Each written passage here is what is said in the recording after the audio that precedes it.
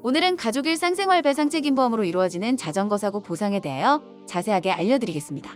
자동차와 함께 도로 위를 달리기도 하는 자전거 운전자는 차량과 부딪히게 되는 사고 위험에 많이 노출되어 있기도 하지만 어느 순간에는 가해자가 되어 보행인과의 추돌로 대인 피해를 입히기도 합니다. 경미한 사고가 아닌 골절상 등으로 병원에 입원하게 되고 수술까지 받아야 되는 상황이라면 정식으로 경찰서에 사고 접수를 하고 정당한 자전거 사고 보상 처리가 진행되어야 합니다. 특히 운전 중에 전방을 제대로 주시하지 않고 휴대폰을 보다가 사고가 나거나 횡단보도상에서 보행인과 부딪히는 자전거 사고는 피해자에 대한 민형사상 책임을 피하기 어려우며 형사합의까지 요구되는 경우에는 적지 않은 벌금까지 납부해야 할 수도 있습니다.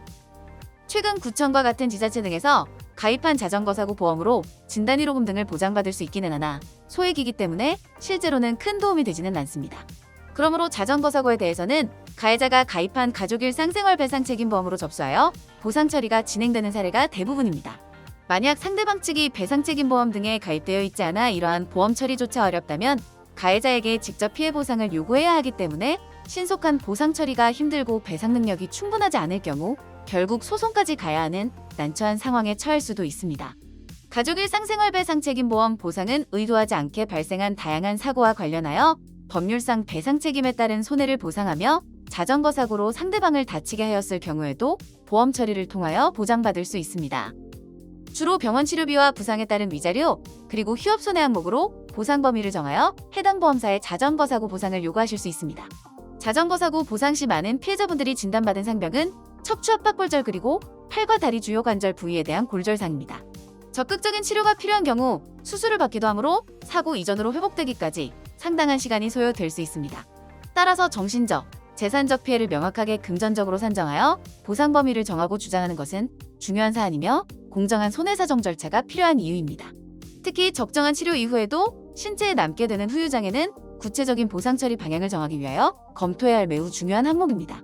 이는 피해자 측에서 입증하여야 하며 장애로 발생되는 노동 능력의 상실분에 대하여 상실 수익액에 해당하는 보험금 산정의 근거가 됩니다.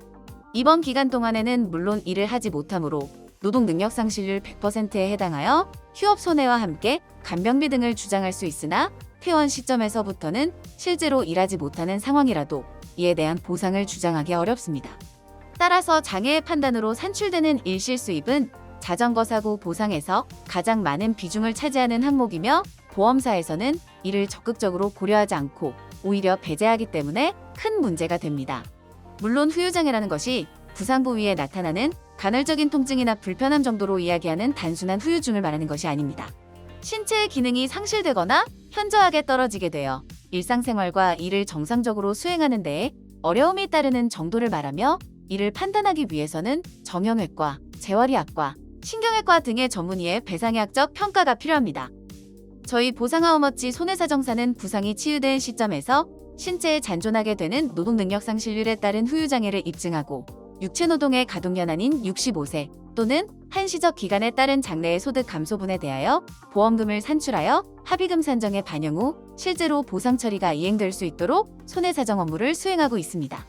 오늘은 가족 일상생활 배상 책임보험 적용 사례 중 자전거 사고 피해자분들이 주장하실 수 있는 위자료, 휴업 손해, 상실 수익액, 향후 치료비 등의 보상 범위와 손해사정 절차에 대해 세심하게 살펴보아야 할 후유장애에 대하여 안내해드렸습니다. 자전거 사고 보험 처리에 대한 어려움과 적정한 보험금 산정 등이 궁금하시다면 보상하우머치 손해사정사에게 문의해 주시기 바랍니다. 작은 차이가 커다란 결과물로 나타납니다. 보상하우머치와 함께한다면 올바른 방법으로 여러분들의 정당한 권리를 찾아드리도록 하겠습니다. 언제든지 의문점이 있으시다면 하단의 상담 창구를 이용하셔서 문의해 주시기 바랍니다. 지금까지 보상하우머치였습니다.